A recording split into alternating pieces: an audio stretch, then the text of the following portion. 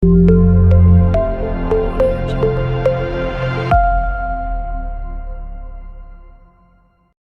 my topic, Of Walls, Fine Arts Class 12th.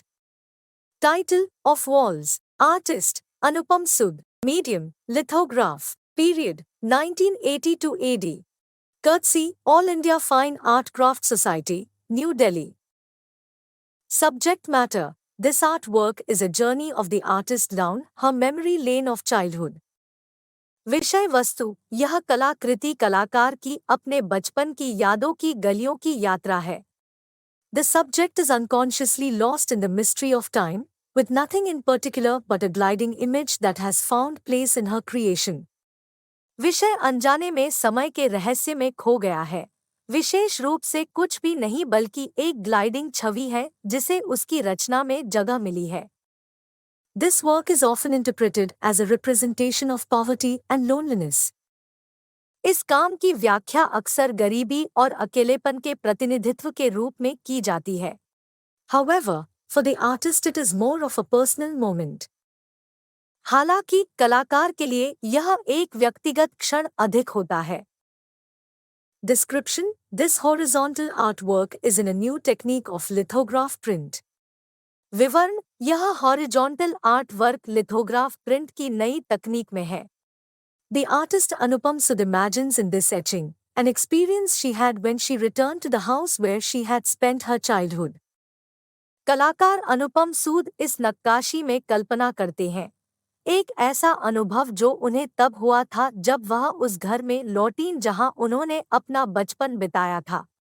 In the background you can see the walls of the Haveli, the spacious stone house where she grew up. पृष्ठभूमि में आप हवेली की दीवारों को देख सकते हैं. वह विशाल पत्थर का घर जहां वह पली-बढ़ी थी. While many things have changed since that time, with her etching Anupam converts the memories of that time into solid and real images. जबकि बहुत कुछ बदल गया है. उस समय से अनुपम ने अपनी नक्काशी से उस समय की यादों को ठोस और वास्तविक छवियों में बदल दिया. For instance, the wall drawings that she had made as a little girl reappear. उदाहरण के लिए, एक छोटी लड़की के रूप में उसने जो दीवार चित्र बनाए थे, वे फिर से प्रकट हो गए. They are all single-line drawings with plain triangles, circles and rectangles. वे सभी समतल त्रिभुजों, वृत्तों और आयतों के साथ एकल रेखा चित्र हैं. The wall stayed in the subconscious because it was very big for the child that lived there once, but now it seems to have shrunk. दीवार अवचेतन में बनी रही क्योंकि कभी वहां रहने वाले बच्चे के लिए यह बहुत बड़ी थी, लेकिन अब ऐसा लगता है कि यह सिकुड़ गई है. The print is etched in brown color and line drawings are in white color. Print भूरे रंग में उकेरा गया है और रेखा चित्र सफेद रंग में है. A poor faceless lady sitting on a pavilion of the wall on one side is clad in an untidy-looking sari and is bare feet. एक तरफ दीवार के मंडप पर बैठी एक बेचारी बिना चेहरे वाली महिला मैली सी साड़ी पहने नंगे पैर है. In the foreground, two legs and a foot are visible, of a man sleeping near the wall.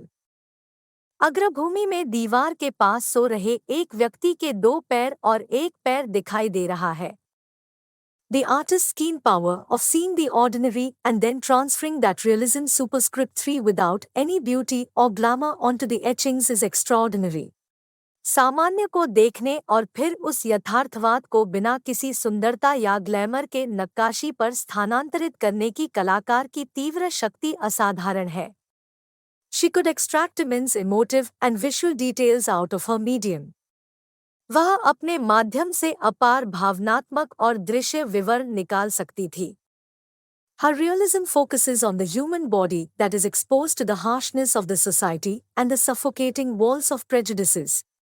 उसका यथार्थवाद मानव शरीर पर केंद्रित है, जो समाज की कठोरता और पूर्वाग्रहों की घुटन भरी दीवारों के संपर्क में है. The almost photographic details of her works explore the physical reality of humans and objects and represent them as mortal flesh, texture, volume and form. उनके कार्यों का लगभग फोटोग्राफिक विवरण मनुष्यों और वस्तुओं की भौतिक वास्तविकता का पता लगाता है और उन्हें नश्वर मांस, बनावट, मात्रा और रूप के रूप में दर्शाता है। The contours are very well defined in shades and shadows of prints. Prints के शेड्स और शैडो में कंट्रो को बहुत अच्छी तरह से परिभाषित किया गया है। अनुपम सूद exposed the hidden face of the society and presented it in a straightforward manner. अनुपम सूद ने समाज के छिपे हुए चेहरे को उजागर किया और उसे सधे हुए तरीके से पेश किया। She was always interested in the feminine subjects, depicting women's deprivation and exploitation, and explored the nature of her psyche. वह हमेशा स्त्री विषयों में रुचि रखती थी, महिलाओं के अभाव और शोषण का चित्रण करती थी और उनके मानस की प्रकृति का पता लगाती थी। In this case, the faceless figure of the woman represents her vulnerability and emptiness in continuous, endless time. इस मामले में महिला की चेहराविहीन आकृति निरंतर, अंतहीन समय में उसकी भेद्यता और शून्यता का प्रतिनिधित्व करती है। The work is thoughtful, haunting and indistinct with the deep monochromes enhancing the overall effect. समग्र प्रभाव को बढ़ाने वाले गहरे मोनोक्रोम के साथ काम विचारशील, प्रेतवाधित और अस्पष्ट है। अनुपम सूद, born 1944, studied at the College of Art, Delhi, during the same decade that Somnath Hoare was revitalizing the college's printmaking department.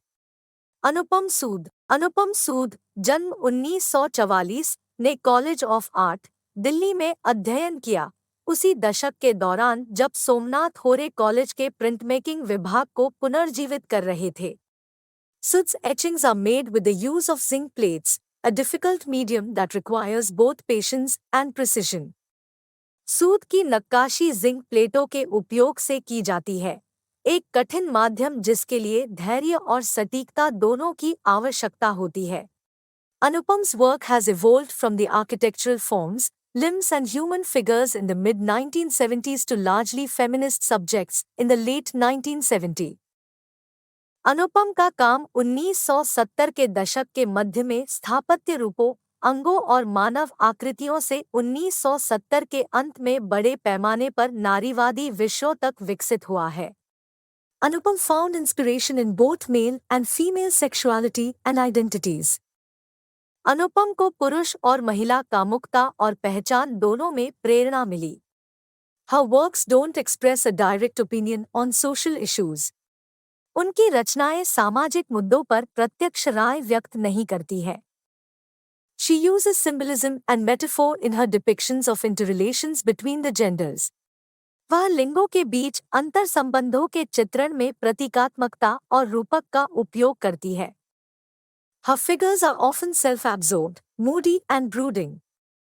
उसके आंकड़े अक्सर आत्मशोषित, moody और brooding होते हैं।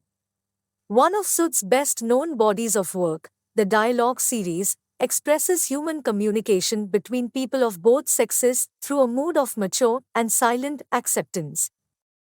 सूद के काम के सबसे प्रसिद्ध निकायों में से एक, संवाद श्रृंखला, दोनों लिंगों के लोगों के बीच परिपक्व और मौन स्वीकृति के मूड के माध्यम से मानवीय संचार को व्यक्त करता है। The Dialogue series emphasizes human togetherness as intimate and non-verbal. संवाद श्रृंखला अंतरंग और गैरमौखिक के रूप में मानवीय एकजुटता पर जोर देती है। Sood was one of the founder members and the youngest member of Group 8, formed by Jagmohan Chopra in 1968. Sood group 8 1968 में जगमोहन चोपड़ा द्वारा गठित के संस्थापक सदस्यों में से एक और सबसे कम उम्र के सदस्य थे। अनुपम, with her printmaker colleagues, worked to promote and sustain printmaking as an independent, expressive art form.